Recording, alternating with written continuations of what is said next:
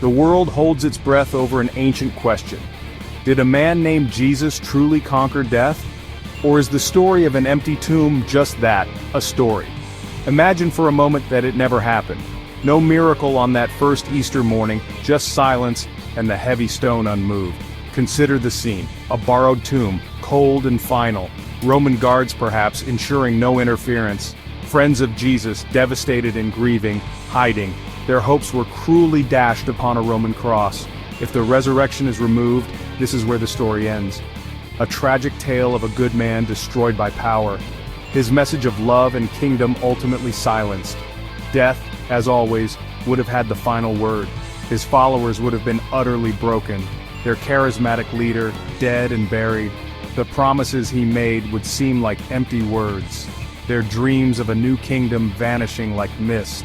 The good news would die in the shadow of the cross. The resurrection is not an optional extra for Christian faith. It is not merely a comforting thought about an afterlife. Instead, it stands as the absolute bedrock, the cornerstone. If you remove it, the entire structure collapses into ruin. The Apostle Paul understood this with stark clarity. He wrote that if Christ was not raised, their preaching was useless. And even more starkly, faith itself would be futile. Everything else in Christianity draws its life from this one event. The claim of the first Christians was audacious. They said Jesus' resurrection defeated death itself. This was not just resuscitation, a return to the old life. It was the beginning of a new creation, a new reality. It signified that Jesus was indeed who he claimed to be. The Son of God, validated by God the Father. His death was not a failure, but a planned sacrifice. The rising proved God's power over sin and mortality. Because of the resurrection, forgiveness of sins became possible. This hope is central to the Christian message of good news. Imagine the disciples on that Saturday after the crucifixion. Their world had crumbled. Their master was dead. Fear was their dominant emotion, not courage or conviction. They were hiding, expecting arrest, perhaps even death themselves. If Sunday morning brought no news of an empty tomb, what then? They would have quietly dispersed, their spirits crushed completely. The message of Jesus, however powerful, would be silenced, buried with him in that cold, unyielding grave.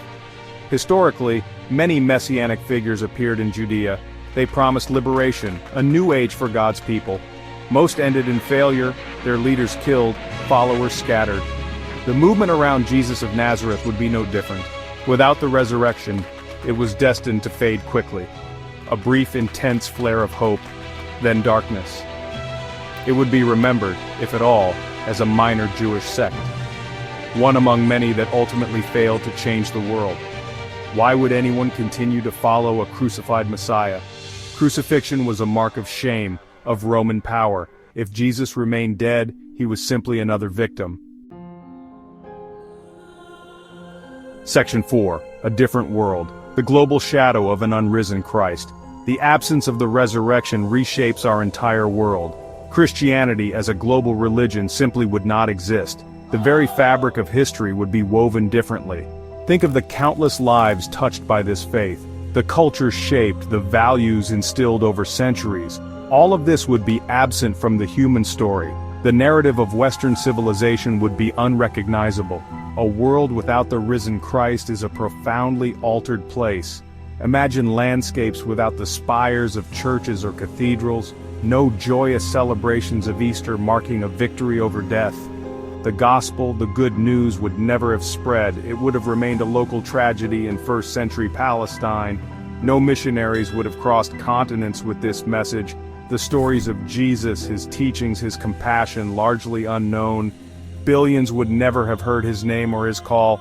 The global Christian community would be a silent void. So much of what we take for granted has Christian roots. Section 5. The persistent witness. Why billions still believe and what it means. Yet billions across 2 millennia have believed it happened. What makes this belief so persistent, so compelling? The story begins with an empty tomb, a startling discovery. Not a stolen body, but a place of death strangely vacant. Then came the accounts of eyewitnesses, many of them.